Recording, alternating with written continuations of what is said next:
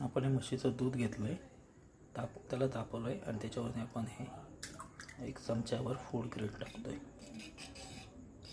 याच्यापासून आपण दही बनवतो आहे आणि 12 तासानंतर जे दही तयार होईल त्याचा तुम्हाला मी व्हिडिओ पाठवतो.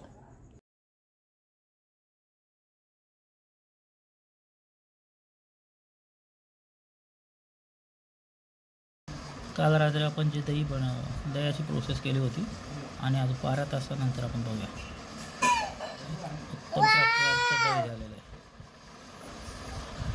हे सगळं फूड ग्रेडची क्रम आहे. काल आपण जे म्हशीचं दूध आहे तापून या मटक्यामध्ये थंड करून टाकलं होतं आणि त्यानंतर आपण त्याच्यामध्ये 2 चमचे फूड ग्रेड टाकलं होतं आणि 12 तासानंतर आपण बघू शकता उत्तम प्रकारचं दही तयार झालेलं आहे.